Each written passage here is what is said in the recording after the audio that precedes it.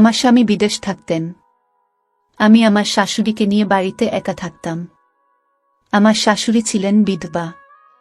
তিনি প্রতিদিন সন্ধ্যায় খাবার রান্না করতেন আর কোনো এক জায়গায় নিয়ে যেতেন এবং বলতেন, আমি একজন অনাথকে খাবারটা দেই যাতে তোমার শ্বশুর শান্তি পান। একদিন আমার শাশুড়ি অজ্ঞান হয়ে যায় এবং সাথে সাথে আমি ডাক্তারের কাছে নিয়ে যাই। ডাক্তার আমাকে বললেন, আপনার শাশুড়ি গর্ভবতী। ডাক্তারের কথা আমি আমার শাশুড়িকে জানালাম না। পরের দিন আমি আমার শাশুড়িকে অনুসরণ করে একটি পুরনো বাড়িতে গেলাম। সেখানে গিয়ে দরজা খোলার সাথে সাথে আমি অবাক হয়ে গেলাম।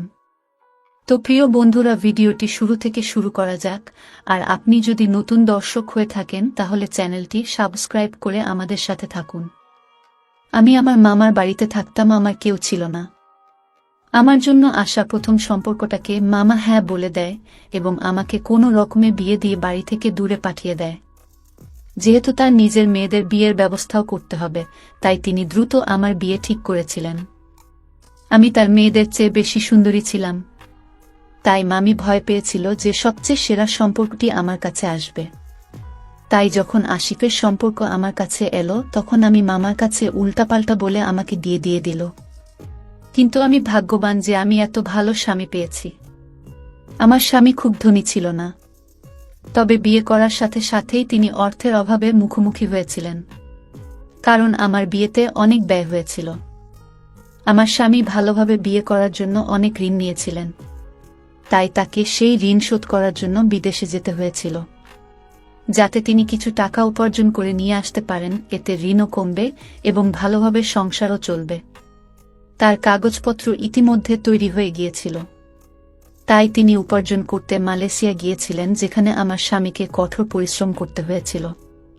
আমার বিয়ের মাত্র 2.5 মাস হয়েছে আর আমার স্বামী দেশ ছেড়ে চলে গেছেন এবং আমি খুব দুঃখিত বোধ করছিলাম।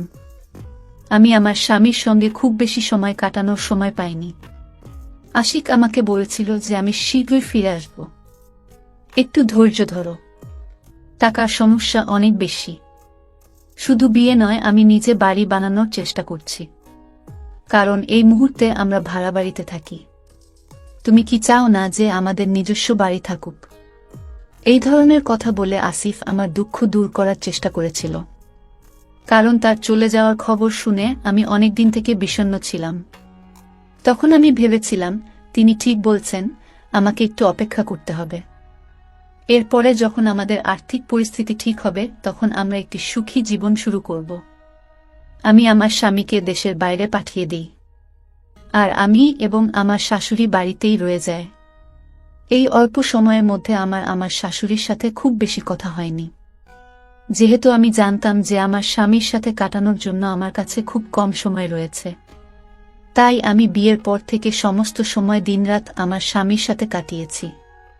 আমি আমার শাশুড়ির সাথে বসে কথা বলার সময় পাইনি বা এই মুহূর্তে তার কোনো প্রয়োজন ছিল না। আমি শুধু রান্না করে দিতাম এবং উনি চুপচাপ খেয়ে নিতেন। আমার শাশুড়ি সারাদিন এবং সারারাত কি করতেন তা নিয়ে আমার কোনো মাথা ব্যথা ছিল না। কিন্তু এখন যখন আমার স্বামী চলে গেছে, আমার শাশুড়ি এবং আমি বাড়িতে ছিলাম, তাই আমরা একটু কথা বলতাম। কিন্তু আমার শাশুড়ি খুব অদ্ভুত কিসিমের মানুষ ছিলেন, সাধারণ শাশুড়ির মতো ছিলেন না। আমি যখন কাজ করতাম না তখন তিনি আমাকে কিছু বলতেন না, তিনি চুপচাপ কাজটি নিজেই করে নিতেন। আমি যদি ঘুম থেকে উঠতে দেরি করতাম, সকালে জলখাবার বানিয়ে দিত। তারপর আমি আমার ময়লা কাপড় ধোয়া শুরু করতাম। এই সমস্ত বিষয় আমাকে খুশি করেনি, বরং রাগ হতে শুরু করেছিল। একদিন আমি ওনাকে বললাম, আপনি এলাকার লোকেদের কি বলতে চান যে আপনার পুত্রবধূ কাজ করে না? সে সারাদিন ঘুমায়, কাপড় ধরতে পারে না, পরিষ্কার করতে পারে না। আপনি পুরো এলাকা জুড়ে আমাকে বদনাম করতে চান? আমি শুধু এটুকুই বলেছিলাম। তারপরে আমার শাশুড়ি আর কোনো কাজ করেননি। এখন যদি কয়েক সপ্তাহ ধরে আমার জামা কাপড় অপরিষ্কার থাকত, দেরিতে ঘুম থেকে উঠলে আমার জন্য চা নাস্তা বানাতো না, তিনি শুধু নিজের জন্য তৈরি করতেন। আমি অবাক হয়েছিলাম যে তিনি আমার সাথে ঝগড়া করেননি, পরিবর্তে তিনি নিজের সমস্ত কাজ ছেড়ে দিয়েছিলেন। এর কয়েকদিন পর অদ্ভুত একটা ঘটনা ঘটে। আমি যখনই রান্না করতাম তিনি আমাকে একজনের বেশি খাবার বানাতে বলতেন। আমি জিজ্ঞেস করলাম, বাড়িতে আমরা মাত্র দুজন, তাহলে তিনজনের খাবার কেন? তখন তিনি বললেন, তোমার শ্বশুর আর বেঁচে নেই, তাই আমি তার খাবার গরিবকে দেব যাতে সে পরে করলে শান্তি পান। আমি আমার শাশুড়ির কাছ থেকে শুনে অবাক হয়েছিলাম, কারণ তিনি আজকের আগে কখনো এটি উল্লেখ করেননি। যতদিন আমার স্বামী এখানে ছিলেন তিনি আমার শ্বশুরের খাবার কাউকে দেননি। আশ্চর্যজনকভাবে তিনি দিনের জন্য খাবার দিতেন না, কেবল রাতের জন্য দিতেন। আমার মনে অনেক প্রশ্ন আসতে শুরু করে, কিন্তু আমি জিজ্ঞেস করা সঠিক মনে করিনি। আমি ভেবেছিলাম যে সম্ভবত তিনি আগে থেকেই খাবার দিতেন। আমি আমার স্বামীর প্রতি মগ্ন ছিলাম, তাই কখনো হয়তো দেখিনি যে তিনি একজন দরিদ্র ব্যক্তিকে খাবার দিতেন। কিন্তু এটা আমার খুব ভালো লেগেছে। এটি একটি ভালো কাজ ছিল। ওনার স্বামী ৩ বছরের আগেই মারা যান এবং সে তার শান্তির জন্য একজন দরিদ্র ব্যক্তিকে খাবার দিচ্ছিল। খুব কম মহিলাই আছেন যারা তাদের স্বামীর পুণ্যের জন্য এটি করেন। আমি আমার জীবনে এরকম খুব কম মহিলাই দেখেছি এবং আমি আমার শাশুড়িকে দেখে খুব খুশি হয়েছি। তাকে একজন শুষ্ক মহিলা বলে মনে হয়েছিল, যার কোনো কিছুতে আগ্রহ ছিল না। আমি তার মধ্যে কখনো কোনো বিশেষ ভালো কোনো স্বভাব দেখিনি, তবে এই বিষয়টি খুব পছন্দ করেছিলাম এবং তার প্রতি শ্রদ্ধা আমার হৃদয়ে অনেক বেড়ে গিয়েছিল, কারণ আমি সদ্য বিবাহিত ছিলাম এবং আমি আমার স্বামীকে খুব ভালোবাসতাম। আমি তাকে অনেক মিস করতাম, তাই আমি আমার শাশুড়ির ব্যথা অনুভব করছিলাম। আমি ভাবতাম যে আমি আমার স্বামীকে এতটাই ভালোবাসি যে তাকে অল্প সময়ের জন্য দেশের বাইরে বাধ্য হয়ে যেতে হয়েছে, তাতেই আমার এই অবস্থা। যদি আমি আশা করি সে ফিরে আসবে। আমার শাশুড়ির স্বামী পৃথিবী ছেড়ে চলে গেছেন এবং তিনি আশা করেননি যে তিনি আর কখনো ফিরে আসবেন। এমন একটা কথা ভেবে আমার হৃদয় ভারাক্রান্ত হয়ে যায় এবং তারপর আমি আমার শাশুড়ির প্রতি সহানুভূতি জানাতে শুরু করি। যেসব নারী তার স্বামীকে খুব ভালোবাসতেন আমি সেই নারীকে পছন্দ করতাম এবং আমি এমন মহিলাদের পাশে বসতে চাইতাম না, যারা বিনা কারণে তাদের স্বামীর সাথে মন্দ কাজ করত। আমার শাশুড়ি প্রতিদিন খাবার নিয়ে বাড়ির বাইরে যেতেন এবং দীর্ঘ সময় বাইরে থাকতেন। এমনকি আমার ঘুম পেলে আমাকে জেগে থাকতে হতো, কারণ আমার শাশুড়ির জন্য দরজা খুলতে হতো। একদিন মন খারাপ করে শাশুড়িকে বললাম, তুমি কি খাবারটা একটু তাড়াতাড়ি দিয়ে আসলে ভালো হতো? আমাকে তাড়াতাড়ি ঘুমাতে হয় যাতে আমি সকাল সকাল উঠে আসিফের সাথে কথা বলতে পারি। আমার শাশুড়ি বলেন, গরিবদের খাবার দেওয়ার পর আমি পাড়া মহল্লায় যাই, সেখানে কথা বলি, তাই একটু দেরি হয়ে যায়। পরের দিন থেকে ঘুমোতে চলে যেও এবং আমাকে নিয়ে চিন্তা করো না। আমি বাইরে থেকে দরজা লক করব এবং চাবিটি আমার কাছে রাখব। আমার শাশুড়ির কাছ থেকে এই কথা শুনে আমি স্বস্তি পেয়েছিলাম, অর্থাৎ আমার সমস্যার সমাধান হয়েছে। এখন আমি নির্বিঘ্নে ঘুমাতে পারি। আমার স্বামী সেখানে নাইট ডিউটিতে ছিলেন, তাই তিনি রাত্রে আমার সাথে কথা বলতেন না, তাই আমি তাড়াতাড়ি শুয়ে যেতাম। আমরা সকলে কথা বলতাম এবং তারপর দিনে বেশ কয়েকবার কথা বলতাম।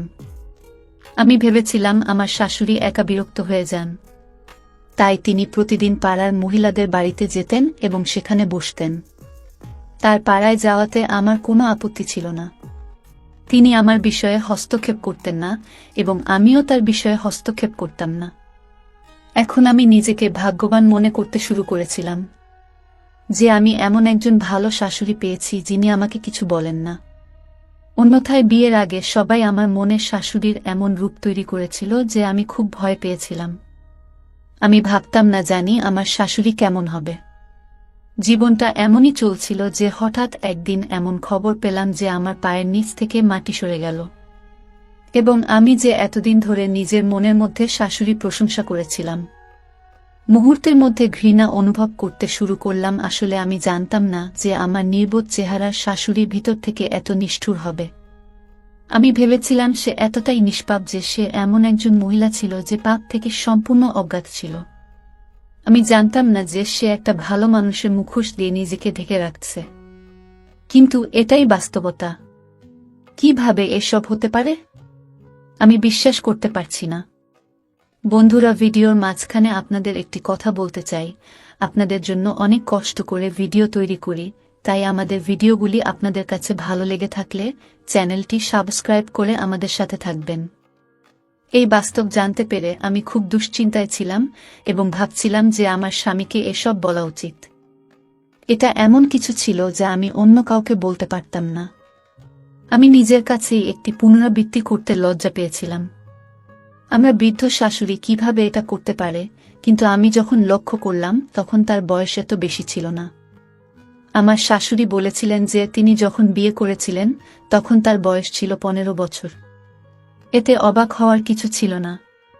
তখন সত্যিই এরকম হতো। আর এখন আমার শাশুড়ির বয়স হবে মাত্র 45 বছর।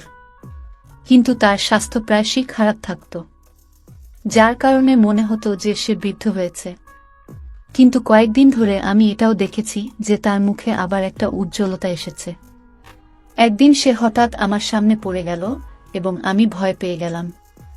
আমি তার জ্ঞান ফেরানোর জন্য যথাসাধ্য চেষ্টা করেছি এবং আমি চেষ্টা করার পরই তার শীঘ্রই জ্ঞান ফিরে আসে। আমি তাকে জিজ্ঞেস করলাম, তোমার কি হয়েছে? তিনি বললেন, হয়তো আমার ব্লাড প্রেশার কমে গেছে। আচ্ছা ঠিক আছে, আমি তোমাকে হাসপাতালে নিয়ে যাব। আমি একটি রিক্সা নিয়ে তাকে নিকটবর্তী হাসপাতালে নিয়ে যাই। কিন্তু সেখানে পৌঁছানোর সঙ্গে সঙ্গেই তিনি আবার অজ্ঞান হয়ে যান। ওনার কি হয়েছে তা নিয়ে আমি উদ্বিগ্ন ছিলাম। হতে পারে না রক্তচাপ খুব বেশি হয়ে গেছে, তাছাড়া গরম হচ্ছে। ডাক্তার বলেছেন ওনার কিছু পরীক্ষা নিরীক্ষা করা হবে। ডাক্তার তাকে একটি ইনজেকশন দিয়েছিলেন এবং তার রক্তের নমুনা নিয়ে কয়েকটা পরীক্ষা করেন। তার জ্ঞান ফিরে আসার পর আমরা বাড়ি ফিরে আসি। কিন্তু পরদিন সকালে যখন রিপোর্ট নিতে গেলাম, আমার পায়ের নিচ থেকে মাটি সরে গেল, কারণ ওই রিপোর্ট অনুযায়ী আমার শাশুড়ি গর্ভবতী ছিলেন। এটা দেখে আমার মাথা খারাপভাবে কাঁপতে শুরু করল। এসব কি হচ্ছে? আমি আমার শাশুড়িকে কিছু বলিনি এবং বদনাম হওয়ার ভয়ে রিপোর্টটি লুকিয়ে রেখেছিলাম। আমার শাশুড়ি স্বাস্থ্য একই রকম খারাপ ছিল। এই খারাপ স্বাস্থ্য সত্ত্বেও তিনি রোজ রাত্রে খাবার নিয়ে যেতেন। আমি এতে খুব রেগে গেলাম। আমি মনে মনে ভাবলাম, এই মহিলা কি ধরনের নাটক করছে। আমি তার স্বামীর প্রতি ভালোবাসা দেখে খুব মুগ্ধ হয়েছিলাম, কিন্তু আমি জানতাম না যে এই মহিলাটি এত নীচ কাজ করবে। এখন আমি নিশ্চিত হয়েছিলাম যে সে খাবার দেওয়ার অজুহাতে তার প্রেমিকের সাথে দেখা করতে যেতেন। অবশ্যই তিনি তাকে খাবার দিতেন ও তারা একসাথে খেতেন, কারণ তিনি প্রচুর খাবার বের করতেন যা দুজনের জন্য যথেষ্ট ছিল। আগে আমি এসব নিয়ে মনোযোগ দিতাম না, কিন্তু এখন আমি ভাবতে বাধ্য হয়েছিলাম এই বিষয়ে। আমি সিদ্ধান্ত নিলাম যে আমি জেনেই ছাড়ব ব্যাপারটা আসলে কি এবং আমার শাশুড়ির প্রতি রাত্রি কোথায় যায়। আমি ভেবেছিলাম যখন আমি সমস্ত সুনির্দিষ্ট প্রমাণ সংগ্রহ করব, কেবল তখনই আমি আমার স্বামীকে সবকিছু বলবো। আমার স্বামীও জানুক যে তার মা কি অদ্ভুত কাজ করেছেন। যৌবনে কেউ যদি এরকম ভুল করে তাহলে তো বোধগম্য। কিন্তু বার্ধক্যের দ্বার প্রান্তে পা রাখার সময় আমার শাশুড়ি বুঝতে পারেননি যে তিনি প্রতি মুহূর্তে মৃত্যুর কাছাকাছি চলে আসছেন। যদিও মৃত্যু সব সময় একজন ব্যক্তির মাথার উপর থাকে, তবে এতে যে কোনো সময় আসতে পারে। কিন্তু বার্ধক্য মৃত্যুর লক্ষণ। তার এই বয়সে এসে আমার শাশুড়ি প্রার্থনায় মগ্ন হওয়া উচিত ছিল এবং এই ধরনের কাজ করা উচিত ছিল না। আমি আমার শাশুড়ির কিছু করব বলে ঠিক করি। ভেবেছিলাম আজ রাতে যখন সে খাবার নিয়ে বাইরে যাবে তখন আমি তার পিছু করব। কিন্তু আমার মনে আছে তিনি তালাচাবি নিয়ে বাইরে থেকে তালা লাগিয়ে দিতেন, কারণ আমি তাকে বলেছিলাম যে আমি দ্রুত ঘুমিয়ে পড়ি, আর তার জন্য অপেক্ষা করতে করতে আমার দেরি হয়। সেদিন আমি আমার শাশুড়িকে বলেছিলাম আজকের পর বাইরে থেকে দরজা বন্ধ করবেন না। আমি ভয় পাচ্ছি যে বাড়িতে আগুন লাগলে আমি কিভাবে বের হব। এ কথা শুনে আমার শাশুড়ির মুখের অম্লান হয়ে গিয়েছিল। আমার মনে হয়েছিল যে আমি যা বলেছি তা সে পছন্দ করেনি। এখন আমি নিশ্চিত হয়েছিলাম যে ডালের মধ্যে নিশ্চয়ই ভালো কিছু ছিল। আমার শাশুড়ি খাবার নিয়ে বের হওয়ার সাথে সাথে আমি আমার পুরনো চাদরটি তুলে নিলাম, যা আমি বিয়ের আগে ব্যবহার করতাম এবং বিয়ের পরেও স্মৃতি হিসাবে এই চাদরটি আমার সাথে নিয়ে এসেছিলাম। আমি এই চাদরটি ব্যবহার করেছি যাতে আমার শাশুড়ি আমাকে চিনতে না পারে। অন্যথায় আমি প্রতিদিন যে চাদরটি ব্যবহার করতাম তা দেখে সে খুব ভালোভাবে বুঝতে পারত যে আমি তাকে অনুসরণ করছি। তখন রাত 10টা বেজে গেছে এবং রাস্তাটি জনশূন্য হয়ে পড়েছিল, কারণ এলাকার বাসিন্দারা দ্রুত ঘুমাতে অভ্যস্ত ছিল। আমি আমার শাশুড়িকে এমনভাবে তাড়া করছিলাম যে তার পিছনে কেউ আছে কি না তা নিয়ে তার বিন্দুমাত্র সন্দেহ না হয়। আমি ভাবছি একজন অসুস্থ নারী কিভাবে এত দূর আসতে পারে। তারপর তিনি একটি পুরনো বাড়িতে প্রবেশ করলেন যা খুব ভাঙা ছিল। আমি ভয় পাচ্ছিলাম যে তিনি প্রবেশ করার সাথে সাথে দরজা বন্ধ করে দেবেন, কিন্তু আমি যখন অনুসরণ করলাম দেখলাম দরজায় কোনো লোক নেই। বাড়িটি এতটাই পুরনো এবং ভাঙা ছিল যে এর দেওয়ালগুলি ও সাক্ষী ছিল। হাতে খাবার নিয়ে হাঁটতে হাঁটতে অনেক পথ পাড়ি দিচ্ছিলেন তিনি। আমি যখন ঘরে প্রবেশ করলাম দেখলাম সেখানে আমার নিজের শাশুড়ির একজন লোক উপস্থিত আছে এবং আমার শাশুড়ি খুব খুশি মনে তার সাথে কথা বলছে। তারা শুধু কথা বলছিলেন না, বরং নিজের হাত দিয়ে খাবার মেখে ব্যক্তিটিকে খাওয়াচ্ছিলেন। এসব কি ঘটেছিল? অর্থাৎ আমার শাশুড়ি প্রতিদিন আমাকে মিথ্যা বলতেন যে তিনি গরিবদের খাবার দিতে যান, যখন তিনি এখানে এক অপরিচিত ব্যক্তির বাড়িতে আসেন। কেবল হাত দিয়ে খাবার খাওয়া না, বরং তার সাথে আনন্দের সাথে কথা বলেছিলেন এবং প্রচুর সময় ব্যয় করেছিলেন। এমনকি যখন আমি ঘুমিয়ে পড়ার কথা বলতাম এবং যখন জিজ্ঞাসা করতাম তিনি বলতেন যে তিনি এলাকায় মহিলাদের সাথে বসেন। আমি কতটা বোকা ছিলাম যে আমি কখনো আমার শাশুড়িকে সন্দেহ করিনি। তাদের সবার প্রতি মনোযোগ দেওয়া তো দূরের কথা, উল্টে আমি তাকে একজন ভালো মহিলা হিসাবে বিবেচনা করতাম। তিনি তার স্বামীর প্রতি অনুগত ছিলেন এবং রাস্তায় বেরিয়ে এসে দরিদ্রদের তার পণ্যের জন্য খাবার দিতেন। কিন্তু এখন শুধু খাওয়ানোর বিষয় ছিল না, অচেনা কোনো ব্যক্তির সঙ্গে কথা বলাও ছিল না। বিষয়টি অনেক দূর এগিয়ে গেছে। আমার শাশুড়ি গর্ভবতী ছিলেন। এখন আমি নিশ্চিন্ত হয়েছিলাম যে এই সেই ব্যক্তি যার সাথে আমার শাশুড়ির সম্পর্ক ছিল। এজন্য খাবার দেওয়ার অজুহাতে তিনি এখানে আসেন। এই লোকটিকে আমি জানতাম না। প্রথমে আমি সেখানে গিয়ে তাদের দুজনকেই খারাপ কথা বলতে চেয়েছিলাম, তারপর ভাবলাম তারা আমার কোনো ক্ষতি করবে না তো। তখন আমার হঠাৎ মনে হলো আমার বাড়ির পিছনে খোলা রেখে এসেছি। আমি চিন্তিত ছিলাম যে চোর প্রবেশ করবে না তো। চুরির কথা মাথায় আসার সাথে সাথে আমি তখন ফিরে এলাম, কারণ সেখানে আমার ঘটনা এবং কিছু মূল্যবান জিনিসপত্র পড়েছিল। আমি চিন্তা করে পাগল হয়ে যাচ্ছিলাম। আমি সিদ্ধান্ত নিয়েছিলাম যে আমার শাশুড়ি যখন বাড়িতে আসবেন তখন আমার মনে যা আছে তাই আমি তাকে বলবো। সেখানে আমি সেই অচেনা ব্যক্তির ভয়ে কিছু বলিনি, কিন্তু বাড়িতে আমি কথা বলতে পারতাম। আমার শাশুড়ি ফিরে আসার সাথে সাথে তিনি আমাকে জেগে থাকতে দেখে কিছুটা হতবাক হয়েছিলেন এবং জিজ্ঞাসা করেছিলেন, তুমি কি এখনো ঘুমাওনি?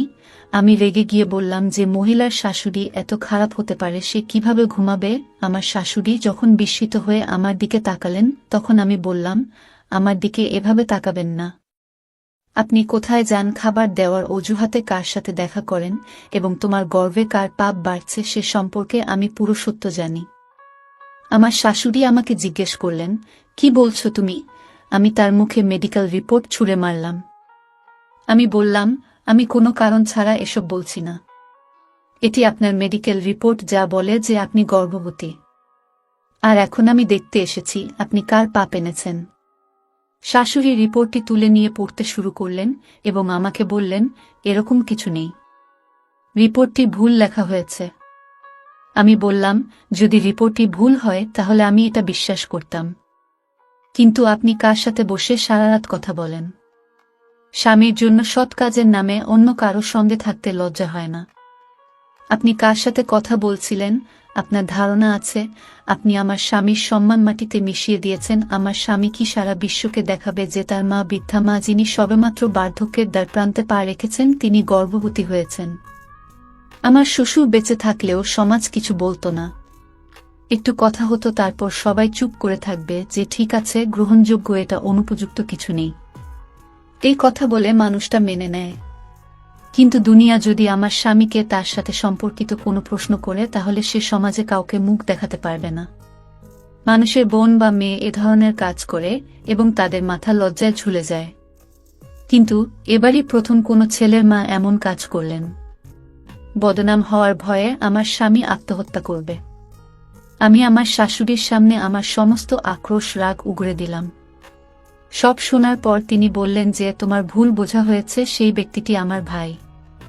তাকে কেউ ডাকাতি মিথ্যা মামলায় জড়ায়, যে কারণে সে পুলিশের কাছ থেকে লুকিয়ে এই বাড়িতে বসেছিল এবং আমি তাকে খাবার দিতে যেতাম। আমি বাধ্য হয়ে তোমাকে মিথ্যা বলেছিলাম যে তুমি ভাববে আমি কোথায় যাচ্ছি।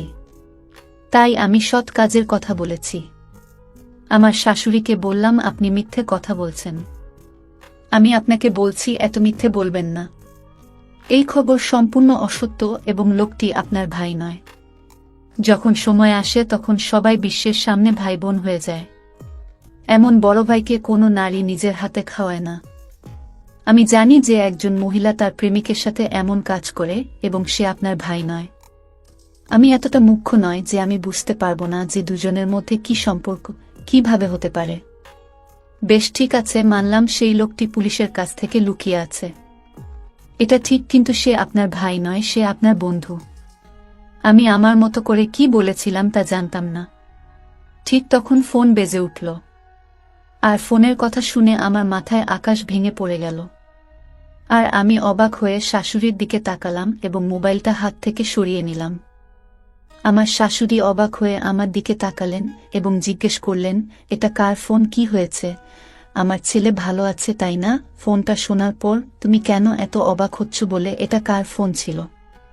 আমি আমার শাশুড়িকে কিছুই বলিনি এবং আমি ঘরে এসে নিজেকে ঘরে আটকে রেখে কাঁদতে শুরু করি। আমার শাশুড়ি দরজায় ধাক্কা দিয়ে আমাকে জিজ্ঞেস করছিলেন, এটা কার ফোন এবং আমি কেন কাঁদছি। কিন্তু আমি আমার শাশুড়িকে কি বলবো যে ফোনটি ল্যাব থেকে এসেছে, যেখানে আমি আমার শাশুড়ি পরীক্ষা করিয়েছি। আর ল্যাবের লোকটি আমাকে বলেছিল যে পরীক্ষায় ভুল হয়েছে। কারণ নাম একটাই, তোমার শাশুড়ির রিপোর্ট অন্য কারো কাছে গেছে, আর অন্য কারো রিপোর্ট তোমার শাশুড়ির কাছে গেছে।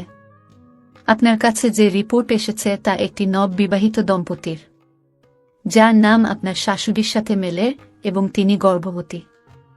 আর তোমার শাশুড়ির রিপোর্ট আমার কাছে আছে, আর এই রিপোর্ট অনুযায়ী তোমার শাশুড়ির ফুসফুসে ক্যান্সার হয়েছে। এখন আমি আমার শাশুড়িকে কি বলবো যে আমি এতদিন ধরে তার চরিত্রের দিকে আঙুল তুলেছি? তার জীবনের খুব কম সময় বাকি ছিল। কোনো মুখে আমি আমার শাশুড়ির কাছে ক্ষমা চাইব? অবশেষে আমি দরজা খুললাম এবং আমার শাশুড়িকে জড়িয়ে ধরে কাঁদতে শুরু করলাম। তাকে পুরো সত্য ঘটনা বললাম। সেদিনের পর আমার শাশুড়ি খুব অসুস্থ হয়ে পড়েন এবং তার চোখে সবসময় আমার জন্য একটি অভিযোগ ছিল।